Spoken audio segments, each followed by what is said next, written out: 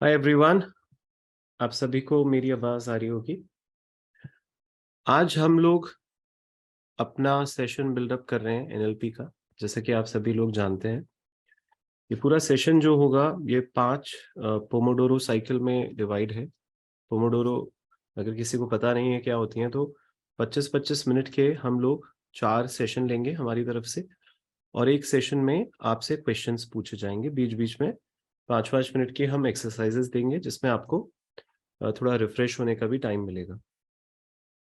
तो दोस्तों, आप सभी जानते हैं इस बात को कि एनएलपी बहुत ही पावरफुल पढ़ाई मानी जाती है। और हम जितने भी लोग हैं जो बहुत सालों से इस फील्ड में हैं, माइंड की जो पढ़ाई करा रहे हैं, हम लोग इस बात को बखूबी जानते हैं कि जब तक एक प्रॉपर पद्धति नहीं होती तो इंसान खुद की मदद नहीं कर सकता, इंसान दूसरों की भी मदद नहीं कर सकता। अब एनएलपी है क्या? एनएलपी का जैसे नाम ही है, न्यूरो लिंग्विस्टिक प्रोग्रामिंग। तो जब हम न्यूरो की बात करते हैं तो ये बेसिकली एक थिंकिंग प्रोसेस है। जैसे कि हम लोग अपने सेंसेस को यूज करते हैं। सेंसेस का मतलब है हम अपनी आंखों को यूज करते हैं, अपनी स्मेल को यानी नाक को यूज करते हैं, अपने कानों को यूज करते हैं, सुनते हैं, आंखों को यूज करके देखते हैं, हम जीभ से अपनी चखते हैं, और इसी तरीके से हम छूते हैं। और इन सब का एक महसूसियत हमारे अंदर होती है। अ, यही तरीका है कि हम अ, अपने आसपास की जितनी भी घटनाएं होती हैं, इसके प्रति हम थोड़ा अवेयर होते हैं ना कि हमारे आसपास घट क्या रहा है।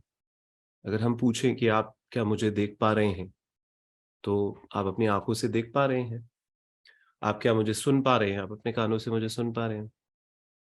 अगर आपको भी कॉफी का शौक है, तो कॉफी का टेस्ट कितना जबरदस्त होता है, ये बताया नहीं जा सकता, ये महसूस किया जा सकता है जीभ पर। स्मेल कितनी अच्छी होती है? तो ये कैसे महसूस किया जा सकता है? सूंघकर।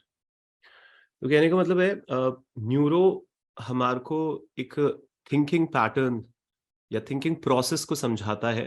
न्यूरो लिंग्विस्टिक प्रोग्रामिंग, ये 3 वर्ड्स मैं आपको दे रहा हूँ। और आप लिंग्विस्टिक तो हम बचपन से ही जानते हैं कि लिंग्विस्टिक मतलब लैंग्वेज होता है, यानी शब्द होते हैं।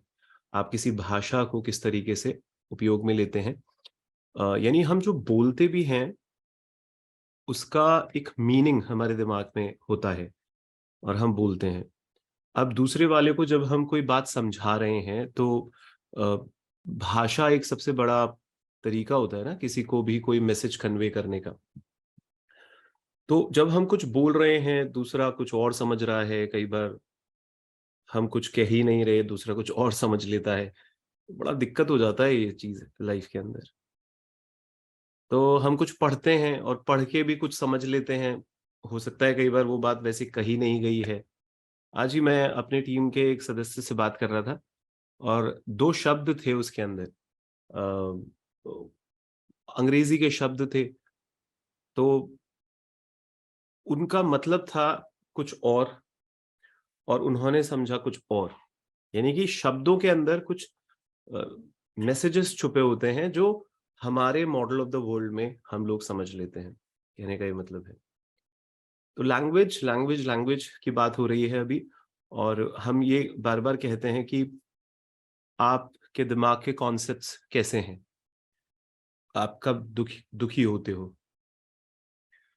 तो अगर मैं आपसे ये पूछूं कि आपका दुख क्या है, आप अपने दुख को किस तरीके से समझाते हो, तो आपको ये समझना होगा कि हर इंसान अपना दुखड़ा जो रोता है, वो कुछ शब्दों को यूज करके रोता होगा, या उसके दिमाग में जो प्रोग्रामिंग है। प्रोग्रामिंग को अगर हम इस तरीके से समझे कि एक एक बिहेवियर पैटर्न होता है इंसान का, जिसमें हम जो भी हमारे अंदर आइडियाज आए हैं, जो भी हम एक्शंस लेते हैं, हम उसको प्रोड्यूस करते हैं, जिससे हमारे को कई बार एक्सपेक्टेड रिजल्ट मिलेंगे, कई बार अनएक्सपेक्टेड रिजल्ट मिलेंगे। वापस से मैं इन तीनों वर्ड्स को आपके सामने लेके आता हूं। मैं बोल रहा हूँ यार कि ये पूरी जो पढ़ाई है, बेसिकली मेरा ये वाला जो सेशन है, ये सिर्फ और सिर्फ हम लोगों का ध्यान इस पर रहेगा कि एनएलपी से आपकी जिंदगी में क्या बदलाव आए, एनएलपी के कॉन्सेप्ट से आपकी जिंदगी में क्या बदलाव आए। हमको आपको यहाँ पे एनएलपी का ट्रेनर नहीं बनाना, हमको यहाँ पर आपको एनएलपी के, कहते हैं ना कि जब हम रामायण पढ़ा रहे हैं, तो अगर मैं रामायण पढ़ाऊंगा तो मेरे को इसका बहुत ज्यादा फर्क नहीं पड़ेगा कि भाई दशरथ के कितने बेटे थे और क्या दशरथ की कोई बेटी भी थी। मेरे को इतना फर्क नहीं पड़ेगा। हो सकता है कुछ सो कॉल पंडितों को फर्क पड़े, तो यहाँ पे कोई भी पंडित है तो अभी इसी वक्त भाग जाए यहाँ से, क्योंकि we are not at all pandit and we are not at all interested in पंडितगिरी and we are not at all interested in pandits. समझना इस बात को। पंडित का मतलब कि ये होता है कि हम डिटेलिंग में जाना इतना पसंद नहीं करते हैं। हमारा सिर्फ एक फोकस होता है कि भाई आप खुद की प्रॉब्लम सॉल्व करो ना यार। और एनएलपी से कैसे आप अपनी जिंदगी की प्रॉब्लम सॉल्व करो, और अगर आपके आसपास कुछ लोग हैं आप उनकी प्रॉब्लम कैसे सॉल्व करो, ये मेरा फोकस रहेगा। तो थिंकिंग प्रोसेस, आपके शब्द और आपका बिहेवियर। अब इसको अगर मैं ऐसे बोलूं कि neuro neuro is thinking process. Process क्या है? दुनिया से आप कुछ सुनते हो, देखते हो, चखते हो। न्यूरो वर्ड्स, यानी जो आप भाषा का उपयोग करते हो उसका एक मीनिंग है आपके दिमाग में, जैसे आप इन्फ्लुएंस्ड हो रखे हो और वही आप इन्फ्लुएंस क्रिएट करना चाहते हो। पर कई बार बिहेवियर्स, जो आपके बिहेवियर्स होते हैं, वो आपको वो एक्सपेक्टेड रिजल्ट नहीं लेके आते। अनएक्सपेक्टेड रिजल्ट आ जाते हैं, कई बार बुरे आ जाते हैं, अच्छे आ जाते हैं, उसको हम अलग अलग शब्द देते हैं। तो आपको ये बेस मॉडल समझना होगा। जॉन ग्रिंडर और रिचर्ड बेंडलर दो लोग हुए भाई जिन्होंने इस एनएलपी को स्टार्ट किया। अब रिचर्ड बेंडलर, जॉन ग्रिंडर ने किस तरीके से इसको स्टार्ट किया कि वो फ्रिट्ज पर्ल्स को सुनते थे। अगर आपको थोड़ा बहुत दे रहा हूं मैं थ्योरी, कि गेस्टॉल थेरेपी एक बहुत जानी मानी पढ़ाई है साइकोलॉजी की। गेस्टॉल थेरेपी वो किसने दी? फ्रिट्ज पर्ल्स ने दी। और दूसरी जो पढ़ाई है वो वर्जीनिया सैटर ने, फैमिली थेरेपीज करती थी वो। अगर हम जनरल टर्म्स में इसको समझाने का प्रयास करें तो ये जितनी भी हमारी डिटेलिंग होती है, डिटेलिंग मतलब तुम्हारी प्रॉब्लम तभी सॉल्व होगी जब तुम उस बंद प्रॉब्लम किए की यहाँ से। जड़ में जाओगे। ये जो भी महानुभाव हैं जो आवाजें कर रहे हैं, इनको या तो एग्जिट करा दो या इनको ब्लॉक कर दो, कभी ना पाए वापस, है ना? क्योंकि ना तो ये खुद समझदार है, ना ये किसी को समझदार बनने देंगे। तो ये बहुत इंपॉर्टेंट बात है कि आप ये समझे कि जब भी थेरेपीज कराई जाती हैं तो थेरेपीज बेसिकली डिटेलिंग्स में जाते हैं। तो एनएलपी दो चीजों का कॉम्बिनेशन है। एक तो आपको थोड़ा डिटेलिंग में भी लेके जाएंगे, और एक आपको डिटेल्स से कुछ लेना देना ही ना हो, आप थोड़ा सा ट्रांस वे में सोचें, थोड़ा हिप्नोथेरेपी के वे में सोचें। मैं आपको समझाऊंगा इसका क्या मतलब है जो मैं कहना चाह रहा हूँ। पर मैं आपको ये कहूंगा कि रिचर्ड बेंडलर, जॉन ग्रिंडर जिन्होंने एनएलपी को स्टार्ट किया, उन्होंने तीन लोगों को बहुत गहराई से सुना। यानी कि वो उन लोगों से परमिशन ली, ऐसे गेस्टॉल थेरेपी में फ्रिट्ज पर्ल से परमिशन ली, उन्होंने वर्जीनिया सैटर से परमिशन ली, और उन्होंने मिल्टन एच एरिक्सन से परमिशन ली। मिल्टन एरिक्सन जो है वो हिप्नोथेरेपी करवाते हैं, और मतलब करवाते थे, और वो हिप्नोथेरेपी के फादर माने जाते थे, अभी भी माने जाते हैं। हिप्नोसिस एक अलग पद्धति है, थेरेपीज एक अलग पद्धति है। बहुत ज्यादा इसको डिटेलिंग में आपको नहीं लेके जाऊंगा, पर अगर मैं वैसे ही बोलूं कि जैसे सपोज करो मेरी जिंदगी में अगर मैं बहुत ज्यादा ही परेशान हूं अपनी परेशानियों से, और कुछ ऐसी परेशानियां हैं जिनको अगर मैंने सॉल्व नहीं किया तो मैं जिंदगी में आगे नहीं बढ़ सकता, तो मुझे उसकी डिटेलिंग में जाना होगा, उसको गहराई तक जाना होगा उन उन प्रॉब्लम्स में। वो थेरेपी से होगा, जैसे कॉग्निटिव बिहेवियरल थेरेपी। मैं एक सीबीटी एक्सपर्ट हूँ। एक्सपर्ट तो लोग कहते हैं, मैं तो एक नॉर्मली मैंने सर्टिफिकेशन किया है सीबीटी का। सीबीटी एक ऐसी पढ़ाई है जो साइकोथेरेपीज में सबसे पावरफुल टूल माना जाता है, कॉग्निटिव बिहेवियरल थेरेपी। और जितने भी साइकोलॉजिस्ट हैं, अगर साइकियाट्री के साथ काम करते हैं हम लोग, साइकियाट्री मतलब जब दवाइयाँ दी जाती हैं किसी मेंटल अनहेल्दी पर्सन को, तो उसके साथ सीबीटी भी उसको दी जाती है, यानी उसको थोड़ा साइकोथेरेपीज करवाई जाती है। और फोकस यही होता है कि वो जो भी बंदा है वो इस बात को बहुत गहराई से समझे कि किस तरीके से जो भी उसकी अनरिसोर्सफुल स्टेट्स बन गई हैं दिमाग में, जो भी कुछ ऐसे बिहेवियर पैटर्न्स बन गए हैं जिनको सॉल्व किए बिना वो आगे नहीं बढ़ सकता अपनी लाइफ में, तो उनको थेरेपी से, उनको कॉग्निटिव बिहेवियरल थेरेपी से, उनको साइकोथेरेपी से सॉल्व करना बहुत जरूरी है। गेस्टॉल थेरेपी से, वर्जीनिया सेटर की फैमिली थेरेपी से। आपको बस एक एग्जांपल देके समझा रहा हूँ। इसमें कुछ रियल लाइफ एग्जांपल अगर मैं दूं तो मैं ऐसे कह सकता हूँ कि सपोज करो मेरी एक पार्टनर है। अब मेरी पार्टनर से मेरा बहुत ज्यादा ही टसल रहे, और उस लेवल पे टसल रहे कि मैं कुछ कर ही नहीं पा रहा अपनी जिंदगी में। तो क्या होगा कि मुझे मेरी थेरेपीज कराई जाएंगी और ये समझने की कोशिश की जाएंगी कि मैं अगर बेहतरीन परफॉर्मर हूं, और अगर मेरी मेरी पार्टनर से मेरी लड़ाई हो जाती है, तो मैं बिल्कुल भी परफॉर्म अगर नहीं कर पाता अपनी जिंदगी में, तो डिटेलिंग पूछी जाएगी मुझसे। जैसे मैं आपको एक सिंपल सा टूल बताऊं थेरेपीज का, तो वो ABCD मॉडल होता है। NLP में भी अलग अलग टूल्स होते हैं, पर ABCD मॉडल है क्या? ABCD मॉडल ऐसा है कि कोई घटना घटती है, यानी मैं अपने पार्टनर से कोई बात कहता हूं, सपोज करो आप, तो वो घटना में वो पलट के कुछ कहती है मुझे, तो बी मेरे दिमाग में एक बिलीफ सिस्टम पनपता है जो इतना ज्यादा मुझे गुस्सा दिला देता है, या मुझे इतना ज्यादा डिप्रेस्ड कर देता है या नेगेटिव कर देता है कि मैं सी कॉन्सिक्वेंस ऑफ इमोशंस, और जो मेरा बिहेवियर है उसमें मैं अपना सारा काम छोड़ देता हूं, मैं किसी का फोन नहीं उठाता, मैं दुखी हो जाता हूं। सी, तो वो डी क्या है, वो डिस्प्यूट्स पता लगाते हैं। और ई क्या है, उसमें हम वो चीजों को एक्सचेंज करते हैं नए बिलीफ सिस्टम से। यानी मेरा कोई बिलीफ सिस्टम है जिसकी वजह से दिक्कतों का सामना करना पड़ रहा है मुझे, और मेरे जो रिसोर्सफुल स्टेट्स हैं वो आ नहीं पा रहे जिंदगी में, और मैं इस वजह से अपनी जिंदगी में बहुत नुकसान झेल रहा हूं अपनी लाइफ के अंदर। तो थेरेपीज में थोड़ा डिटेलिंग ली जाती है। अब सपोज करो, ये तो बात हो गई मेरे और मेरे पार्टनर की। अब इस दुनिया के हर एक पार्टनर को इमेजिन करो, ऐसा कौन सा पार्टनर होगा इस दुनिया में जिसकी लड़ाइयां नहीं होती होगी, हैं? ऐसे कोई विरले बैठे हैं तो एक्सेप्शन हो सर आप, वैसे तो विरले भी नहीं मिलते, बड़े चिराग लेके ढूंढो तो भी नहीं मिलते, पर तब भी अगर मिल भी जाए तो वो एक्सेप्शन है। जनरल लोग रूल बनाते हैं, तो दो पार्टनर्स की लड़ाइयां तो होती हैं।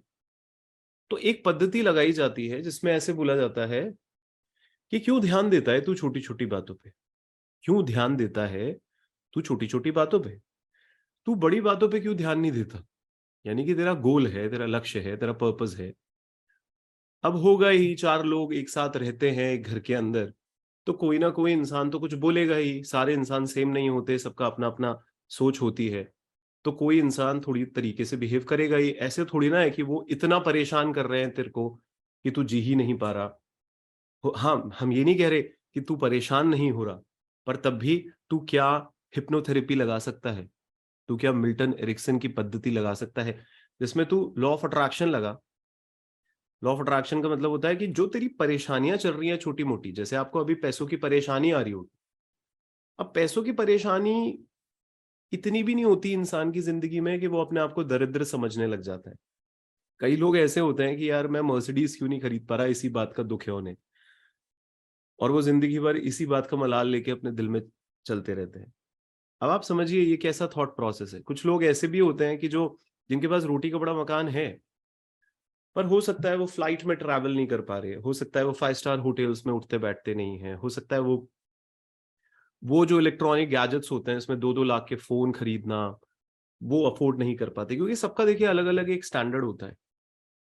तो अगर वो इंसान इन बातों पे इतना जोर दे देगा इतना जोर का मतलब है कि जैसे आप एग्जाम्पल लीजिए कि अगर आप बहुत ज्यादा अपनी लाइफ में कहते हैं ना कि मुझे बाइक चाहिए, मुझे लैपटॉप चाहिए, मुझे स्टूडेंट लाइफ में आपने देखा ही होगा जिन लोगों ने इस पर बहुत ज्यादा जोर दिया वो उसी टाइम में ही पैसा कमाने में लग गए और आज वो क्या कर रहे हैं। अगर मैं अपना यंग यंग तो मैं अभी भी हूँ, पर मैं जो अपना कॉलेज लाइफ याद करूँ तो वो लोग जो उस वक्त पढ़ते नहीं थे और पढ़ने की जगह वो थोड़ा बहुत पैसा कमाते थे जिससे वो एक so called standard of life जी सके, आज वो बस उन स्टैंडर्ड्स में ही अटके हुए हैं।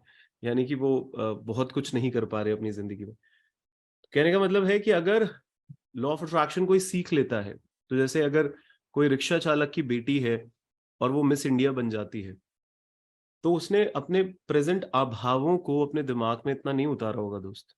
क्योंकि कोई भी अपने प्रेजेंट आभावों को अगर दिमाग में बहुत गहराई में ले जाता है तो उसका सेल्फ लव कम हो जाता है, उसकी सेल्फ इमेज को धक्का पहुंचता है, उसका सेल्फ कॉन्फिडेंस डिस्टॉर्ट हो जाता है, वो अपने नजरों में ही अपने आप को कमतर मानने लग जाता है। उसका जो आत्मविश्वास है उसकी ऐसी धज्जियां उड़ती हैं कि उसको अगर कोई बड़ा चैलेंज मिलता है वो घबरा जाता है, वो प्रेजेंस में नहीं रहता, वो रिग्रेट्स में रहता है। काश मैं इस घर में ही पैदा नहीं होता काश मैं ऐसा कर लेता, काश मैं वैसा कर लेता। या फिर वो ख्याली पुलाव पकाता है, ख्यालों में रहता है ज्यादा, मैं ऐसा कर लूंगा तो ऐसा हो जाएगा, मैं वैसा कर लूंगा तो वैसा हो जाएगा। वो आज में नहीं जीता तो उसको हम ऐसे सिखाया जाता है। हिप्नोथेरेपी क्या होती है, जैसे आप समझिए कि कोई किसी इंसान, कोई एक पॉलिटिशियन आया मेरे पास और उसने कहा कि आदि मैं आज तक कभी कोई चुनाव नहीं लड़ा, मैं कभी स्टेज पे जाके मैंने बातें भी नहीं करी। ऐसा नहीं है कि मैं सक्षम नहीं हूँ, भगवान की दया से बहुत पैसा है, इज्जत है, शोहरत है, पर मुझे क्या है ना कोई एक्सपीरियंस नहीं है स्टेज पे जाके बोलने का। आप समझिएगा वहां पे कोई बीमारी नहीं है उस इंसान को कि है ना हम उसके बचपन में घुस जाएं कि तेरे बचपन में क्या ट्रॉमा हुआ था तेरे साथ, हम उसके अंदर ज्यादा ही पूछने लग जाए, अच्छा तेरी बीवी तेरे को खुश रखती है नहीं रखती। क्या नहीं मतलब आप इसको उस वे में मत ले लीजिएगा, ये थोड़े लाइट वे में बात कर रहा हूँ आपसे। तो वहां पे बस मैं उसके ऊपर जो कॉन्फिडेंस उसके अंदर डाला जाएगा, जो मोटिवेशन उसके अंदर डाला जाएगा, उसमें उसको विजुअलाइजेशन पे लेके आया जाएगा कि ठीक है तुम्हें बहुत सारे लोगों से डर लगता है पर लोग डराने के लिए नहीं होते। तुम मानते हो कि लोग डरा रहे हैं तुम्हें, तो तुम उस पे ध्यान मत दो लोगों पर इतना। तुम इस पे ध्यान दो कि तुम्हारा बेस्ट वर्जन क्या है। लोग हो सकता है हूटिंग भी करे पर तुम उस पे ध्यान मत देना, हो सकता है कोई तुम्हारी लेग पुलिंग करे, तुम उस पे ध्यान मत देना, तुम उस पे ध्यान मत देना, तुम उस पे ध्यान मत देना। ये तुम उस पे ध्यान मत देना एक पद्धति है प्रॉब्लम को सॉल्व करने की, और है कि तुम ध्यान दो, देखो क्या प्रॉब्लम है, कहां पे प्रॉब्लम है, जाओ जड़ों में, अंदर घुसो, एक प्रॉब्लम का जड़ों में जाओ, गहराई में जाओ, घुस जाओ उसमें। Just sleep on your problems and try to understand what is the real challenge which you are facing. तो दो तरीके से प्रॉब्लम्स को सॉल्व किया जाता है। तो अगर कुछ लोग अपनी जिंदगी में, ऐसे कहा जाता है कि जैसे कोचिंग एक तरीके का पैटर्न होता है जिसमें हम कहते हैं कोचिंग वहां मत करो जहां थेरेपीज की जरूरत है, पर एनएलपी तुम दोनों जगह कर सकते हो, बिकॉज ये मिश्रण है दोनों जगहों का। कहने का मतलब है जब किसी पढ़ाई के अंदर हिप्नोथेरेपी डाल दी गई है मिल्टन एरिक्सन की, और फैमिली थेरेपीज डाल दी गई हैं और गेस्टॉल थेरेपीज डाल दी गई हैं वर्जीनिया सैटर की, तो ऐसे ऐसी पढ़ाई को पढ़ना बेहद जरूरी है क्योंकि अपने आप में एक होलिस्टिक पढ़ाई है। कहने का मतलब ये है ये अपने आप में एक होलिस्टिक पढ़ाई है दोस्त। तो इस पर आप ध्यान दीजिए कि आप की जो भी प्रॉब्लम आती है, क्योंकि देखिए बहुत सारे लोग हुए जिन्होंने मिलकर एक बेहतरीन अंदाज में एनएलपी को एनएलपी बनाया, क्योंकि एनएलपी एक एंड्रॉयड प्लेटफॉर्म की तरह मानते हैं हम लोग तो।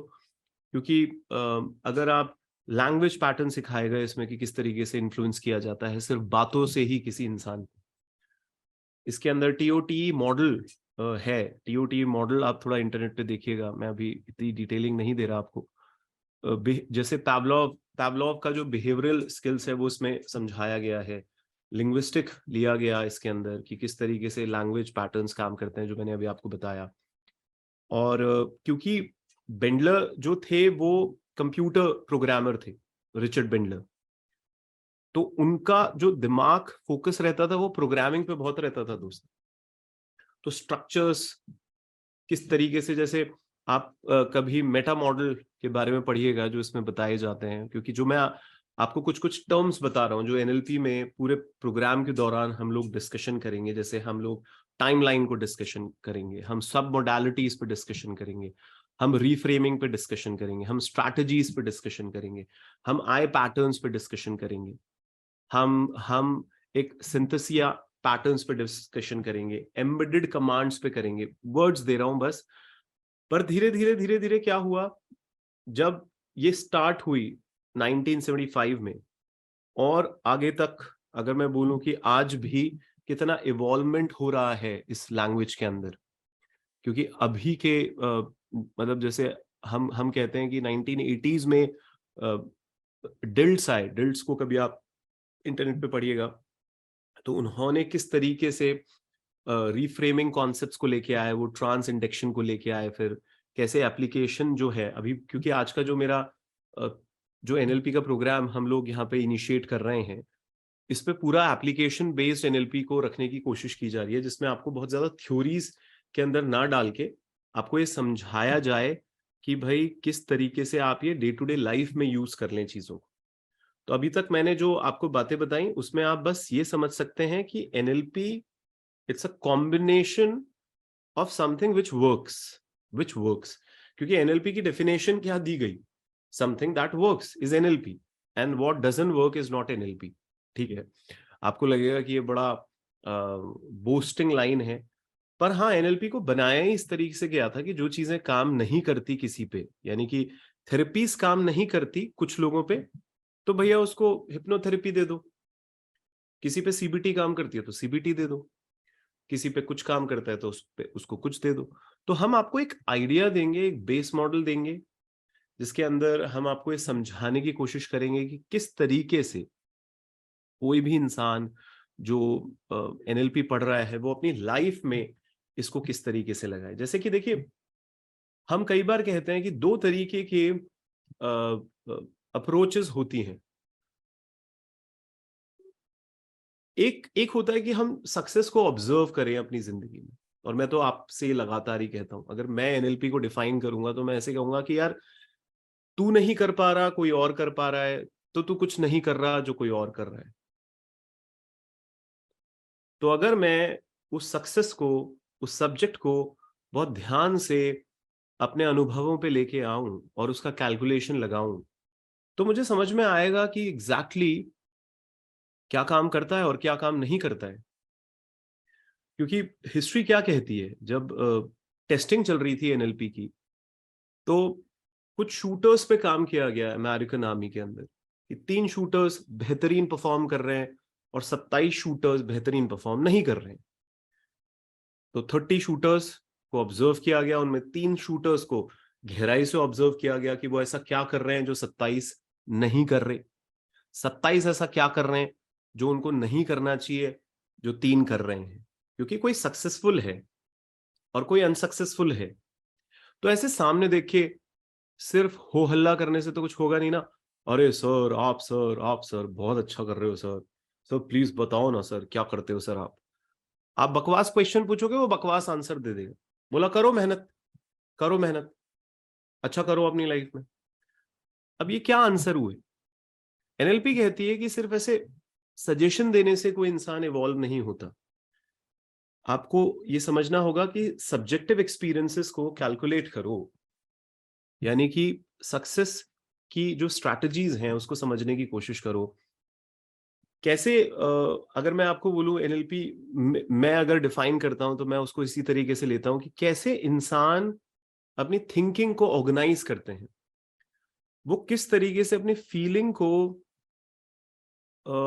इंटेलिजेंटली कंट्रोल करते हैं, वो कैसे अपनी लैंग्वेजेस को एक्सप्रेस करते हैं, वो कैसे अपने बिहेवियर्स को अलाइंड करते हैं उस रिजल्ट के साथ जो वो पाना चाहते हैं। जैसे अगर कोई इंसान अपना बेस्ट वर्जन बनना चाहता है, तो इंसान को सबसे पहले तो ये समझना होगा कि मेरा जो बेस्ट वर्जन मैं बनना चाहता हूं और मैं जो आज हूं, इसके बीच में गैप क्या है यार, क्या गैप है, कहाँ अटक रहा हूं मैं अपनी जिंदगी में।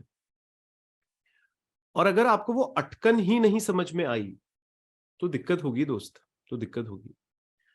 क्योंकि पहली बात तो इंसान को वो गैप्स नहीं समझ में आते, फिर उसको जहां पहुंचना है उन गैप्स को फिल कैसे करते हैं ये नहीं समझ में आता। एनएलपी इसमें मदद करती है।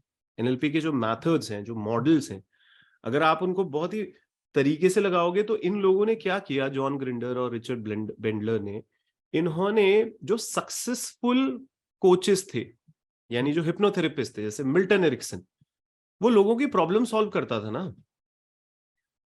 वर्जीनिया सैटर लोगों की प्रॉब्लम सॉल्व करती थी, तो बस उनको बैठकर लगातार सुनते रहना कि ऐसा क्या करते हैं जिससे लोगों की प्रॉब्लम सॉल्व होती है। समझना, लोगों की अगर प्रॉब्लम किसी तरीके से सॉल्व हो रही है और कोई इंसान उसको ऑब्जर्व करके उसको कंपाइल कर ले, तो पता चल जाता है ना सर कि वो मेथोडोलॉजीज क्या है, वो मॉडल्स क्या हैं जो जीनियसेस अपनी जिंदगी में अप्लाई करते हैं, लीडर्स अपने फील्ड्स में अप्लाई करते हैं और मास्टर रिजल्ट्स लेके आते हैं, मास्ट्रो रिजल्ट्स लेके आते हैं। This is what NLP is all about. तो हम आपसे यही कहेंगे, अभी एक असाइनमेंट लेते हैं हम लोग और ब्रेक लेते हैं थोड़ा सा।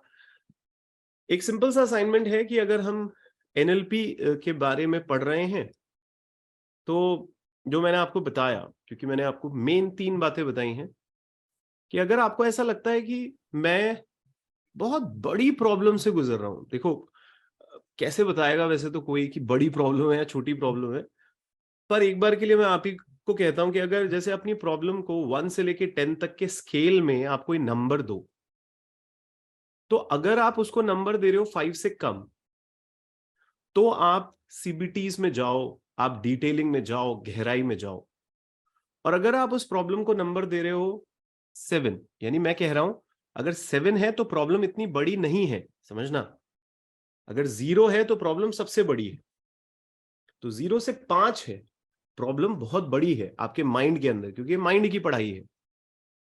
तो 0 से 5 है या फिर 6 से 10 है, पहले तो ये डिफाइन करो, ये पहला असाइनमेंट। दूसरी बात जो मैंने बताई आपको वो ये बताई कि भाई एनएलपी कैसे काम करती है। एनएलपी ऐसे काम करती है कि मुझे डिटेलिंग में जाना है या फिर मुझे हिप्नोथेरेपी या ट्रांस में जाना है, लॉ ऑफ अट्रैक्शन में जाना है। मुझे अपने सक्सेस को, यानी आप लिख लेना, आपका बेस्ट वर्जन आपको डिफाइन करना है। आपका बेस्ट वर्जन है क्या, इसमें बेवकूफों की तरह बाय प्रोडक्ट्स मत लिख देना इतना पैसा, उसमें बेवकूफों की तरह बाय प्रोडक्ट्स मत लिख लेना कि इस पोजीशन पे। हम जो आपको समझाने की कोशिश कर रहे हैं कि अगर आपको पता चल रहा है कि मुझे उस पोजीशन पे जाने के लिए, जैसे सक्सेस के लिए 8 चीजों की जरूरत होती है। कौन सी 8 चीजें होती है, मैं हमेशा से बताता रहता हूं, passion, focus, hard work, improvement, daily improvement, service attitude, देने का भाव, पुशिंग, अपने आप को धक्का देना, गलतियां को समझना और गलतियों को ठीक करना। और हम कहते हैं कि आप परसिस्टेंट रहे, हार के बाद भी चलते रहें। फिर हम कहते हैं आप आइडियाज को जनरेट करें दिमाग में और उसको इंप्लीमेंट करें। तो ये 8 चीजें बताई मैंने आपको, passion, hard work, focus, improvement, daily improvement, service attitude, सेवा भावी, पुश, धक्का देना, आइडियाज को सोचना और उसको इंप्लीमेंट करना, और परसिस्टेंट, लगातार हार के बाद भी चलते रहना। तो अगर ये 8 चीजें ही, और ऐसी पता नहीं कितनी क्वालिटीज होती हैं सक्सेस की, तो आपके बेस्ट वर्जन तक पहुंचने के लिए आपको कौन सी क्वालिटीज की जरूरत है, ये दूसरा असाइनमेंट। और फिर तीसरा असाइनमेंट, क्या गैप्स हैं, मतलब आप जहां खड़े हो आज और आपको वहां पहुंचना है, तो गैप्स क्या हैं, फिर उसका और डिटेलिंग हम लोग करेंगे।